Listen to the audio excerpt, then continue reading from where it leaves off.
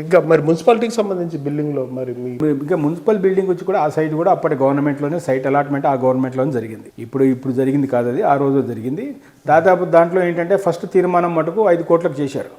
5 కోట్లకు తీర్మానం చేసినప్పుడు ఆ బిల్డింగు వాళ్ళు అప్పుడు జరిగింది అంటే దగ్గర 3,70,00,000 ఎంతకో టెండర్ ఫైనలైజ్ అయింది, 80 లక్షలకు టెండర్ ఫైనలైజ్ అయింది. కానీ సబ్సిక్వెంట్గా మేము ఆర్టీఐ అడిగాం, మీరు 5 కోట్ల వరకే మీరు బిల్డింగ్కి తీసుకున్నారు, మీరేమో అంతకన్నా తక్కువకే మీకు టెండర్ అయింది. కానీ ఇప్పుడు 18,50,00,000 ఖర్చు పెట్టినట్టుగా బోర్డు చూసాం మొన్న. అక్కడ 18 కోట్లు జూబ్లీహిల్స్ లో బిల్డింగ్ అనుకుంటూ వచ్చేది.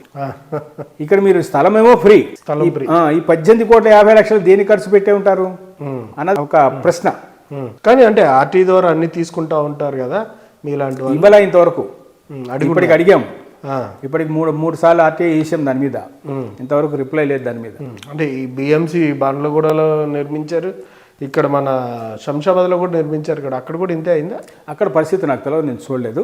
ఇక్కడ ఏంటంటే దాని మీద కంపేర్ చేస్తే నేను అనుకోవడం ఏంటంటే ఇప్పుడు ప్రస్తుతం అయితే వీళ్ళది స్ట్రక్చర్ ఏదైతే వచ్చిందో చాలా బాగా వచ్చింది. ఆఫీస్ వరకు బిల్డింగ్ చూడడానికి బాగుంది, దాంట్లో ఏంటో బిల్డింగ్ కావాల్సిందే, సొంత బిల్డింగ్ ఉండాల్సిందే, చక్కగా పరిపాలన సాగాలంటే సరైన ఉండాల్సిందే, దాని గురించి ఏం కాదు. ఇది రిచెస్ట్ మున్సిపాలిటీ కూడా మీకు ట్యాక్స్లు వస్తున్నాయి కూడా, కానీ 18 కోట్లు కట్టాల్సినంత అవసరం లేదనిపించింది మాకైతే. మీకైతే బిల్డింగ్ బాగానే ఉంది కానీ అంత అవసరం లేదు, కానీ అంత కూడా ఖర్చు కాదంటారా? అంటే తాజ్మహల్ కాదు కట్టిన వాళ్ళు, తాజ్మహల్ అంటే అనుకోవచ్చు, కానీ దాని మీద మేము సమగ్ర ఎంక్వైరీ చేయాలని కూడా అడిగాము.